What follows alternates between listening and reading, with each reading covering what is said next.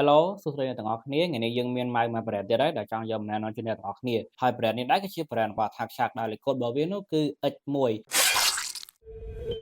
ហើយសម្រាប់ម៉ៅនេះដែរគឺអ្នកនរគ្នាអាចយកទៅធ្វើការក៏បានលេងហ្គេមក៏បានអញ្ចឹងយើងនឹងមកដឹងពី space របស់ម៉ៅនេះបន្តិចសម្រាប់ម៉ៅនេះដែរទម្ងន់របស់វានោះគឺត្រឹមតែ53ក្រាមតែប៉ុណ្ណោះវាអត់ធ្ងន់ពេកហើយក៏អត់ស្រាលពេកដែរងាយស្រួលក្នុងការប្រើប្រាស់ហើយនឹងងាយស្រួលក្នុងការកាន់ផងដែរហើយម៉ៅនេះដែរមាន DPI រហូតដល់40000 DPI 1K polling rate ហើយ sensor pulse របស់វាវិញអ្នកនរគ្នាប្រកាសជាឃើញហើយ sensor pulse របស់វានោះគឺ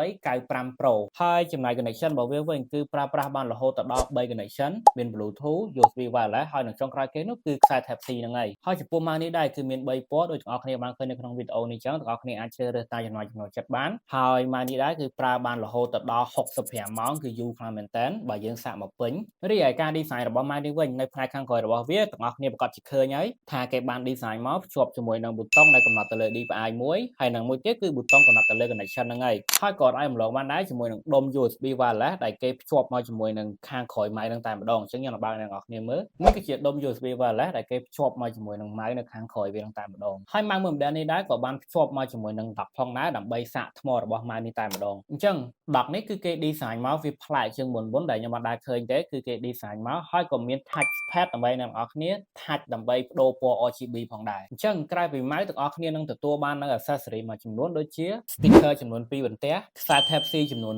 1 sticker ចំនួន1បន្ទះនិងចុងក្រោយគេនោះគឺសៀវភៅណែនាំចំនួន1ផងដែរអញ្ចឹងអីដែលខ្ញុំស្រឡាញ់ពីម៉ៅមួយ model ខាងមុខនេះគឺវាងាយស្រួលក្នុងការប្រើប្រាស់ខ្លាំងមែនតើទាំង spec ទាំងការ design និង material របស់វាផ្សេងទៀតផងហើយបើនិយាយពីការ design វិញគឺមានច្រើនពណ៌ដូចអ្នកនរគ្នាបានឃើញអញ្ចឹងងាយស្រួលក្នុងការជ្រើសរើសខ្លាំងមែនតើហើយយកទៅធ្វើការផងក៏បាននិងលេង game ផងក៏បានហើយចំពោះម៉ៅមួយ model នេះដែរក៏ខាងពួកយើងមាន warranty ជូនអ្នកទាំងអស់គ្នាពីមួយអាទិត្យទៅ1ឆ្នាំផងដែរហើយបើនិយាយពីតម្លៃវិញត្រឹមតែ